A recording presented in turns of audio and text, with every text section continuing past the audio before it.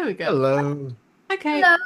How are you? So I've not talked to you before. It's lovely to actually see you in real life, and yeah, thank you for everything that you do. I'm also in autistic complete overwhelm. To be honest, Oh, yeah. there's going to be years. I'm probably going to spew out a load of thoughts and bollocks. Off I you don't go. know. Off you Here, go. get ready. So this has been a roller coaster. Um, I was really struggling through last summer, and I got to the point where I just surrendered. And then Angelo turned up on my YouTube feed, and the second video I watched, I had a surprise huge brain pop. And then there were more after that. It happened really fast, so a lot, one after the other. And I didn't even know what non-duality was. My background has been in kind of Christian mysticism and Kabbalah, and so I did not expect that to happen. This has been a huge shock. So I had two months of bliss, peace, just complete zen, and then the ego came back with Japanese fucking weaponry. And so I started all the shadow work, I started psychosynthesis and craniosacral therapy, and I've been having EMDR, which has been amazing. And I started fetters, so I did 1 and 2, and there's still a load of doubt, so I'm kind of hanging around, just watching that before I move on. Yeah, and then I was lucky enough to win a circling day with Angelo a couple of weeks ago, so I did that, and again that was huge. So much has shifted. And then I had a retreat, so I went on an in-person retreat again with him, and obviously it's just it's a huge, it's a lot, it's all happening, as he would say, like, I am definitely in the lion's mouth. So much of what I used to care about has just gone. I don't know who I am anymore. I don't know anything anymore. And I know that, in some ways, asking questions is a complete waste of time. I know that I can't do anything. I know there is no I know there is no control. But what's happening a lot at the moment, the thoughts are, I have a seeming decision that I have to make. I've been seeing this therapist. He does psychosynthesis and craniosacral therapy. It's a lot of money which could be maybe better spent seeing a non-dual teacher. It doesn't feel like it's particularly useful at the moment. He's got a Buddhist background, so I can talk about what's happening to me and kind of a spiritual process to some extent. But, a lot of what I say, he will then say, oh, it's your delusions and your stories. So there's a lot of the issues that I'm having with him as a therapist is because of the autism, that I don't understand the rules. I don't understand what I can or cannot say. So I'm just really questioning. Like, I've already watched myself kind of, if I continue from, I've been to see him today, if I continue seeing this person, I'm going to have to change a day. I've already watched myself write the new appointment time in my diary. But still the thoughts are going on. A lot of it is to do with this, pushing a lot of buttons about money, about making a responsible decision, making an efficient use of my time, wanting autistically to plan what's going to happen for the future, like every day. trying to stick to a rigid schedule. So yeah, this human decision is just pushing a load of buttons. So I think really the question is like, how useful is I know the craniosacral therapy is helping, but I don't need to see him for that. How useful is like a talking therapy for me at this point? Okay, there's so many things in what you say, and what is your final question is not the most important thing to talk about, actually. So if you would be okay with us not replying your question, because there's so many other stuff that is much more interesting to talk about. Whether talk therapy is sufficient or not depends on the person and the time of it's all about timing and the person. We don't need to talk about that. Yeah. What is more interesting is that you said that you kind of like you had that awakening. You went to Angelo to his retreat or saw his video online. Yeah, saw his video online. And then there was that opening where you really just understood that there is no separate self anywhere. And now you are in a position where there's lots of selfing happening. And you also said that you had that feeling that you don't know yourself anymore, that things that you really like, it's not interesting anymore. And you are kind of like floating in that confusing space where you don't know where to land, and you don't know what you want or what you don't want. And it's just confusion. And what it sounds to me is that you're trying to find a solution with a starting point and a person that is not here anymore. The person that you were a year ago would find solutions the way that you're trying to find solutions now. And it's a mismatch. It doesn't fit anymore. Because once you have really understood that whatever you perceive as reality, it's just your perception. It's not real. It's not truth. It's just your perception.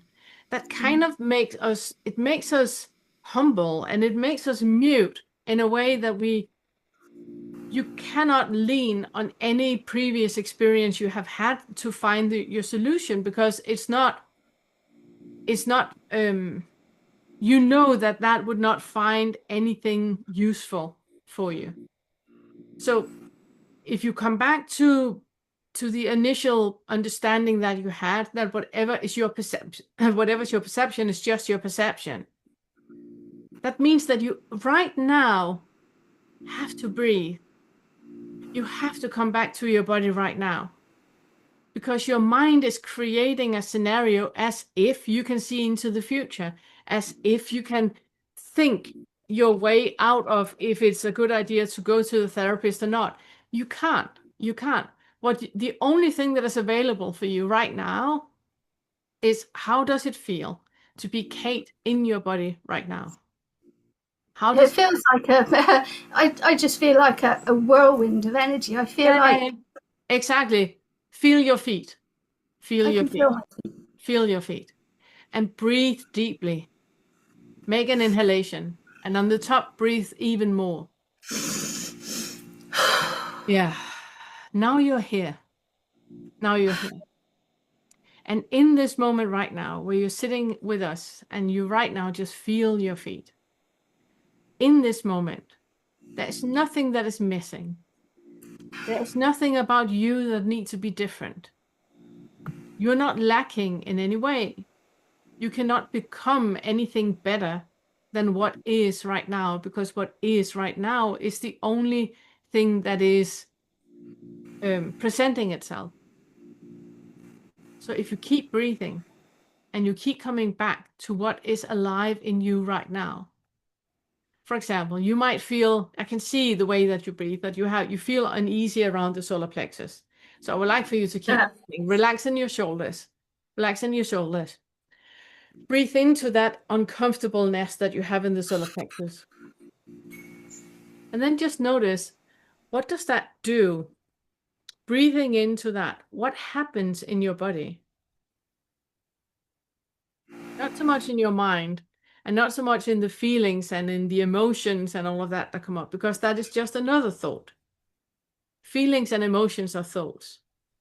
So what is arising in your body right now when you just sit here and breathe? Breathe into the solar plexus.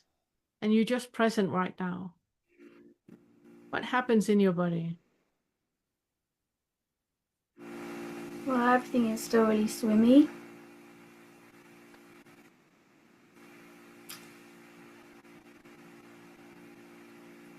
I want to say everything is still really turbulent, but that's just a thought.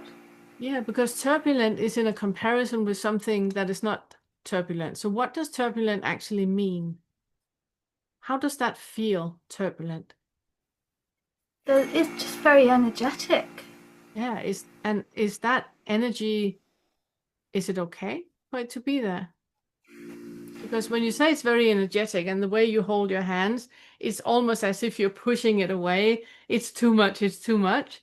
But that is a starting point. That is an idea that energy is too much. But instead of like pushing it away, could you kind of like just allow that energy to be there? Can that energy be there? Can you be in a body where that is present? Not But it can, but it means that I can't make the most out of our conversation because everything is just so overwhelming. But exactly. So you think that you need to be anything different than what you are right now to make the most out of the conversation. Autistic. I've been taught my whole life that I need to be somebody different. I know, there's a fucking I've lie. had that drummed into me. It's a lie. It's a lie. I've spent my entire life trying to craft a persona that is acceptable to people around me. And it's it was bullshit. Exhausting. It is bullshit. And it's exhausting. It's exhausting. And I completely understand. That was told to you by people who did not understand how it was to be Kate. And nobody understands that. Nobody understands that. Only you do. You're the only one who can be you. And you can be you magnificently if you stop having all the masks on. When you believe that the energy you feel is too much, it's like Kate is too much. Be here instead, receive that. What does it actually mean to be Kate? What does that actually feel like? if there is no judgment, but if there's no judgment, if whatever is showing up is okay, there is no judgment, whatever is showing up is okay. How does it feel to be you then?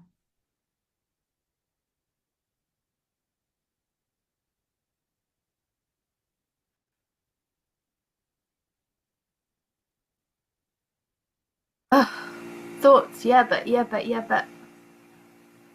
Is that okay? Can those thoughts come up? Can you can you meet every thought and saying, thank you very much, you protected me so far. Right now, I'm just allowing Kate to be Kate. I am magnificently autistic. There's nothing about me that needs to change. There's nothing that needs to be different. I am like I am. I've been taught to put on a mask. Do I really have to? Because you're living your life as if you can be better than who you are. Yeah. You can't. That's what the whole spiritual search was all about. I know. It's what Todd writes about in his book, where he talks about that the spiritual search, it's still the legal and allowed type of suicide. The one I am needs to go, something better needs to arrive. Yeah, suicide by non-duality. Yeah, exactly. What we're telling you is that is never going to happen. It's never going to happen. What will happen is that you start to open up and accept what is. There is nothing wrong with you. There's nothing wrong with you. You're lovely the way that you are. Be you. Allow you to be the way that you are. And when you feel contract in the solar plexus, because I can see on you it's back. It's back, yeah. Yeah. Breathe into that. And then calm yourself. Calm your inner child. Tell yourself, it's okay. It's okay. I'm autistic and I love you.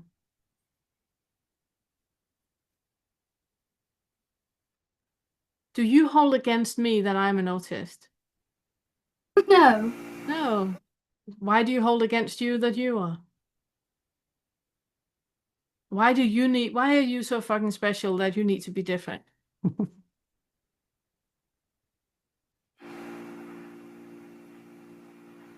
If it's okay, I'm still trying to get validation and connection. it will not happen. You will never find that outside of you.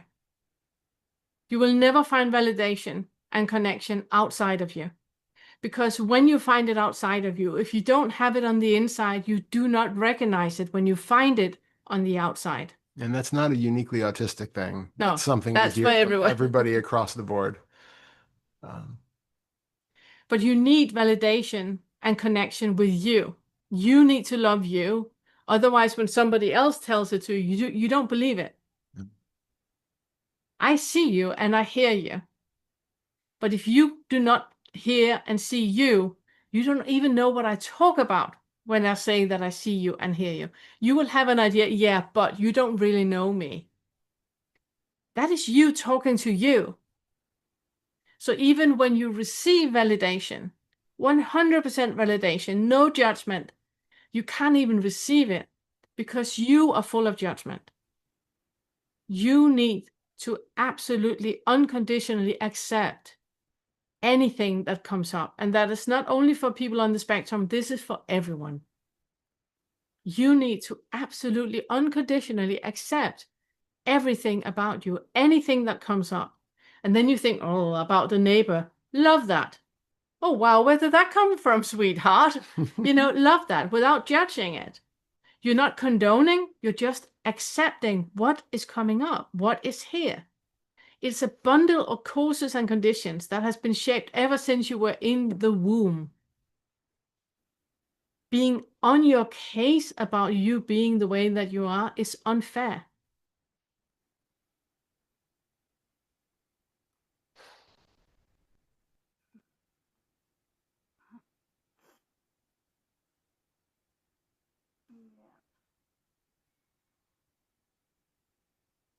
I don't know how to love me. Oh, Sorry, your mic is way down. Your sound went. I said I don't know how to love me. I understand. You start by one thing at a time. You start by loving the next thought. I can't do that. Okay, I hear you. I love that. Yeah. Can you start? Obviously, I don't know enough about your history, but if love seems like too much of a jump to start with, can you start with acceptance first? Accepting that this next thought is here. Accepting that whatever you see in the mirror or see in your mind's eye is the way that it is. Can you first have an acknowledgement that it is, and then accept that it is, and then start to make that bridge to actually loving it? It might help to baby step your way towards that.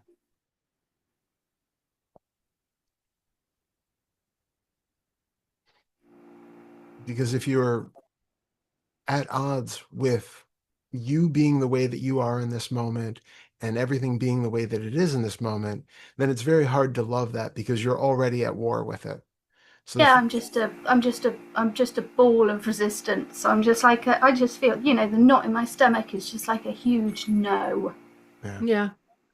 The one of the most important things when we feel resistance is not to resist the resistance. Yeah.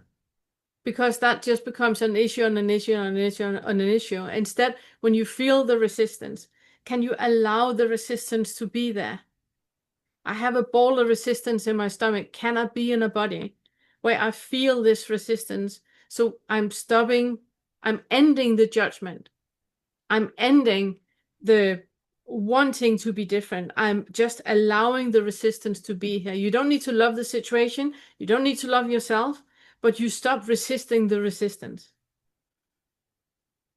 And then you just sit with that resistance. What does that mean? How does it feel to be in resistance? There's just a full stop for everything on all, and I don't want to speak with anyone. I don't want to do anything. I don't want anything. There's just resistance to everything. Okay, can you be with that? That is, for example, I have come to learn my autism, and I'm at a point now where I love my tism. I love my tism. I think it's a great tism I have. But it's also that I know that when I'm overwhelmed, then there are different things I can do to support myself.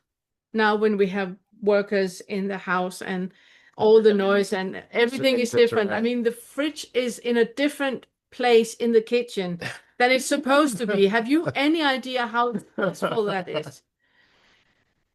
So what I do is I shut down all the things that I know is overwhelmed. And that's, for example, mixing food that is of different consistency. So I don't do that because just having that experience with different consistencies in my mouth, it's way too overwhelming. So I don't. It's really just instead of being like, oh, don't be silly, Billy. You can eat that curry and it's delicious and you like it. Way too many flavors. Not happening. There needs to be one flavor, one consistency, and that's all I can deal with. As long as the fridge is in the wrong position, I cannot eat anything but potatoes. So it's that really just acknowledging what is here without fighting it. It's okay. It's okay. You ended by asking about whether talk therapy would be useful or not. And again, I second Pernilla's opinion that, we don't know for sure for you what's best. But on that kind of front, what I would recommend is questioning all of these thoughts and positions that you have about the way that things are and the way that they should be. And that's something where you can effectively be your own therapist. You just have to notice that these are going on when they happen. That I am a ball of resistance. Okay, but ask into that then too. Again, not to force the going against the resistance, but what am I resisting right now?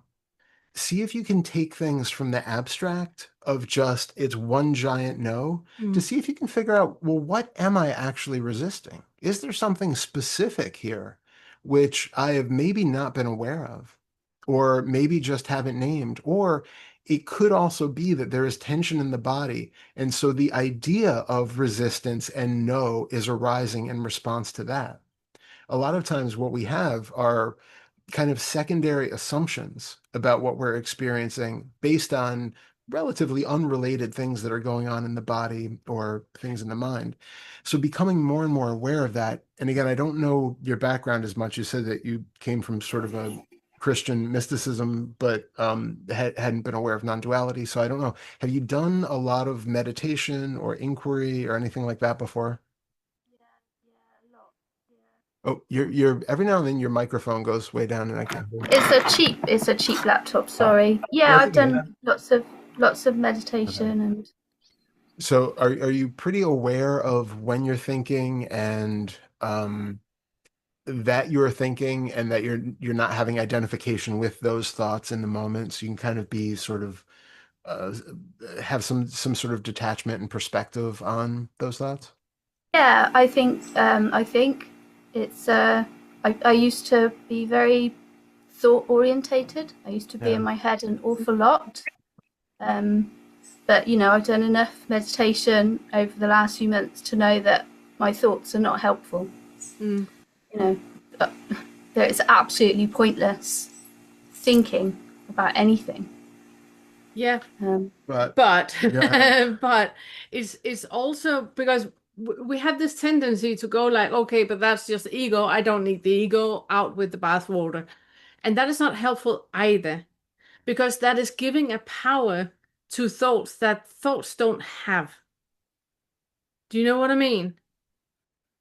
That if you have that, but I'm not giving any credence to thoughts at all, so I'm just not noticing them at all. That is giving them a power which they don't have. Like you can, yeah. well, no, go ahead.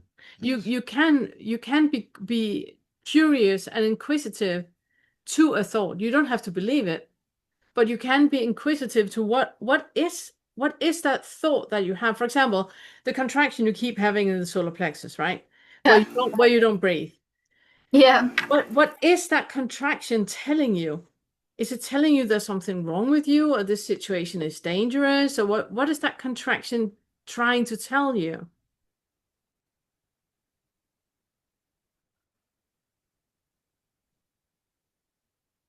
And if you have that, I have no idea. I don't know.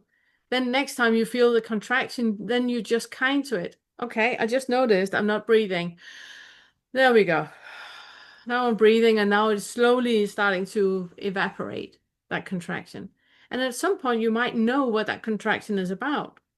Oh, yeah, Yeah. it's every time I feel shameful or guilty or fearful. Then the contraction happens. Okay, how would I meet another person that is shameful, guilty, or fearful? With lots of love and compassion. Okay, can I feel love and compassion to me every time I feel this contraction?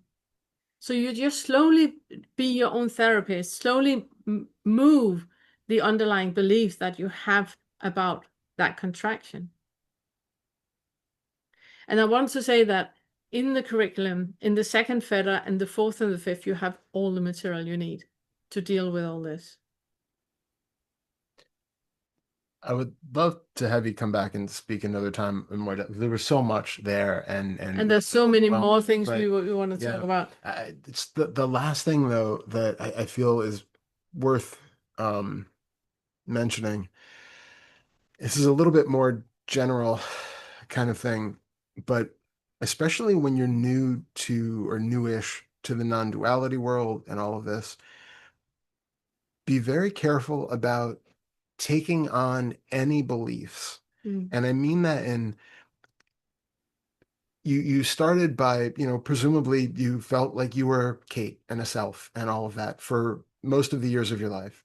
And then you watched an Angelo video and had some experiences which then shifted. So now you don't know who to be anymore, But what I heard when you first said that is that it sounds like there's now a clinging to the non-dual idea that Kate doesn't exist and that the self doesn't exist. But yet it still feels like Kate and the self are still there, sometimes, at least.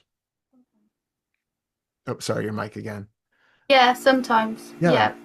And so if there's a discrepancy there, if you take on the belief that either the ego is bad or it doesn't really exist or Kate doesn't really exist and I shouldn't be having this or I should be either in one camp or the other and just pick a side. All of those are beliefs that have nothing to do with the reality of this moment.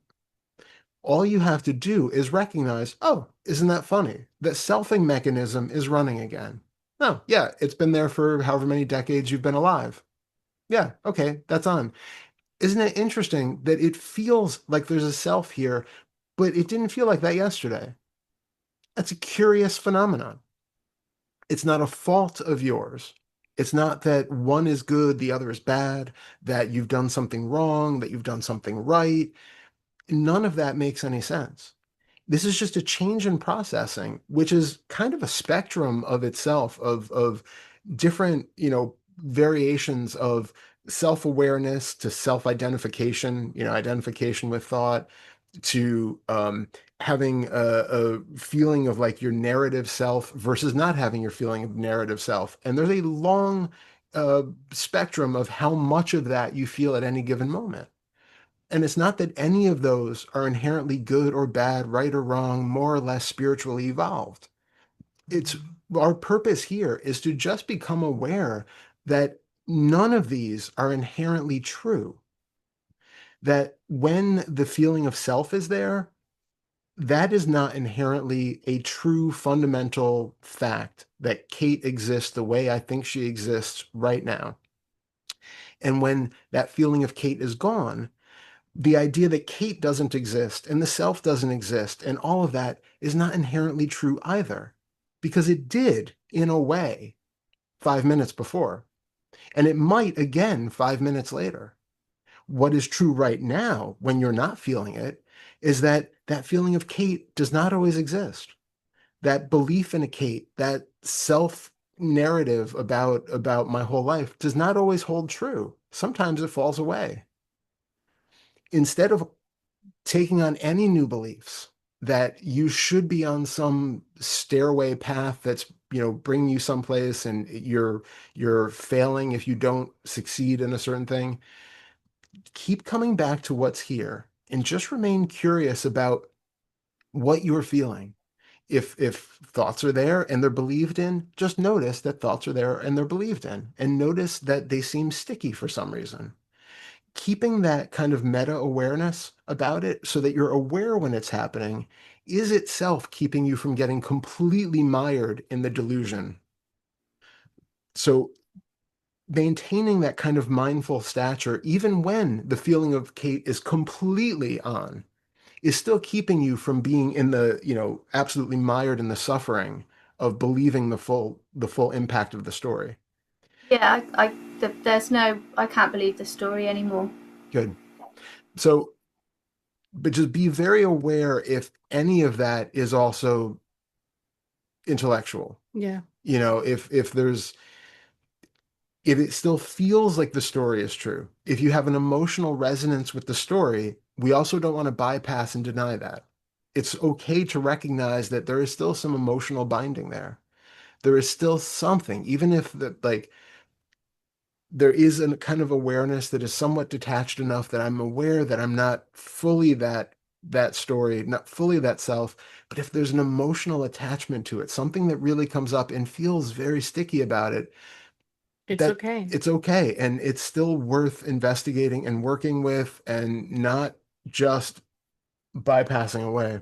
Yeah. And also, just because you feel it and you feel identified doesn't mean that it's real or true. Right. You're not, stepping in and out of existence like that. It's not like suddenly there's a Kate and then there's not a Kate. That feeling that you're identifying, it's just a feeling. It's just a thought. It's okay. We would love for you to come back so we can, pick up again. And if you work with this and keep rewatching this over and over, then you will definitely, have lots of experience, and we would love to hear from you next time. Next time is on the 7th, where it's actually also about this at POK, and then it's the 23rd of September. So we would love to meet you there as well. Yeah. Thank you so much for being brave and jumping into this. Thank you. It's really been a Thank pleasure. you. Thank you. We have created a course of our first Feather material. This course will walk you step by step through all of the ways in which identification is created and selfing happens. If you've been struggling to see through the self-structure or have that first awakening shift, this course contains hundreds of tools to help you discover the selfing mechanisms when they're happening, and then see through the illusion of identification that are created.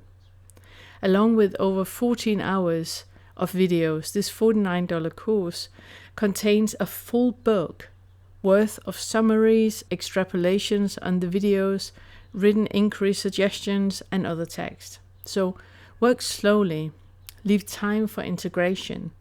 This is powerful material and it can be life-changing.